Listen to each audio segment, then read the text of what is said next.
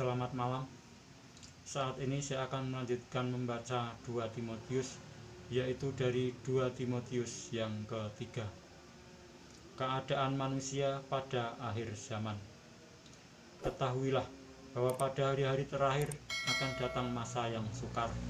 Manusia akan mencintai dirinya sendiri dan menjadi hamba uang.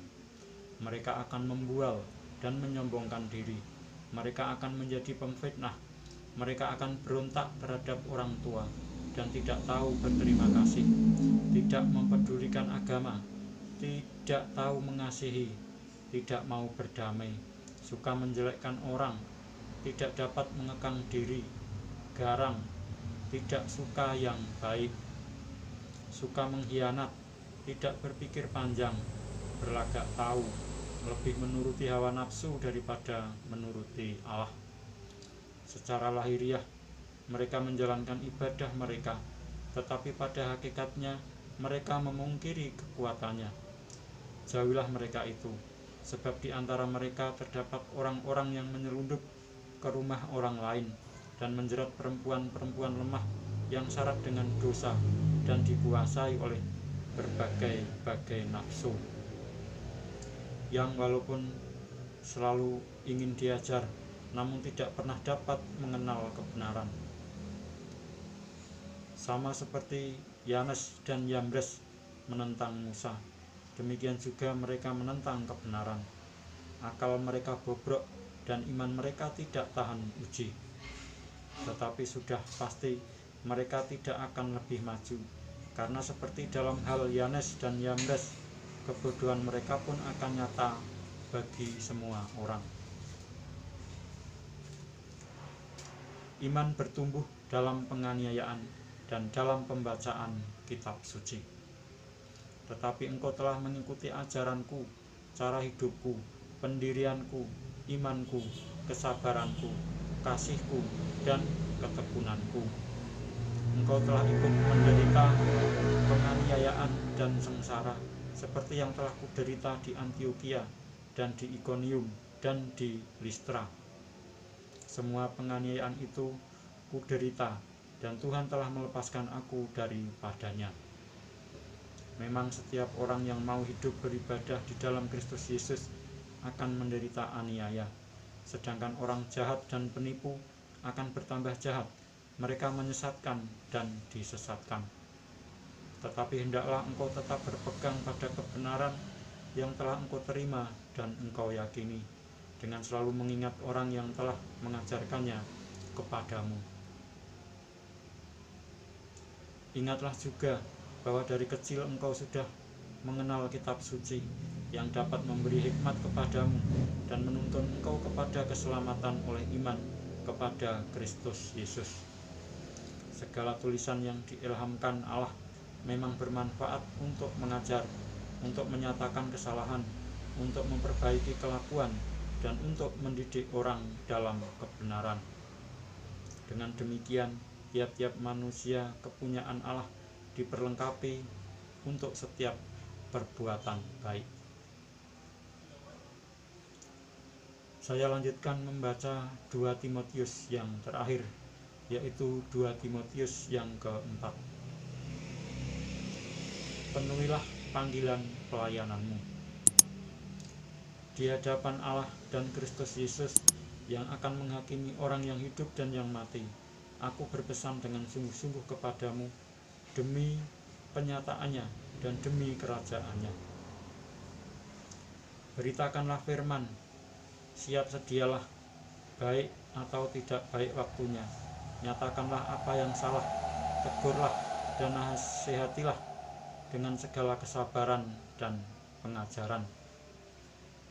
Karena akan datang waktunya, orang tidak dapat lagi menerima ajaran sehat, tetapi mereka akan mengumpulkan guru-guru menurut kehendaknya untuk memuaskan keinginan telinganya. Mereka akan memalingkan telinganya dari kebenaran dan membukanya bagi dongeng. Tetapi kuasailah dirimu dalam segala hal, sabarlah menderita, lakukanlah pekerjaan pemberita Injil, dan tunaikanlah tugas pelayananmu. Mengenai diriku, darahku sudah mulai dicurahkan sebagai persembahan, dan saat kematianku sudah dekat. Aku telah mengakhiri pertandingan yang baik, aku telah mencapai garis akhir, dan aku telah memelihara iman. Sekarang telah tersedia bagiku mahkota kebenaran yang akan dikaruniakan kepadaku oleh Tuhan, Hakim yang adil pada harinya, tetapi bukan hanya kepadaku, melainkan juga kepada semua orang yang merindukan kedatangannya. Pesan terakhir: berusahalah supaya segera datang kepadaku, karena Demas telah mencintai dunia ini dan meninggalkan aku. Ia telah berangkat ke Tesalonika, Kreskes telah pergi ke Galatia, dan Titus ke Dalmatia. Hanya Lukas yang tinggal dengan aku. Jemputlah Markus dan bawalah ia kemari, karena pelayanannya penting bagiku. Tikhikus telah kukirim ke Efesus. Jika engkau kemari, bawa juga jubah yang kutinggalkan di Troas di rumah Karpus, dan juga kitab-kitabku, terutama perkamen itu.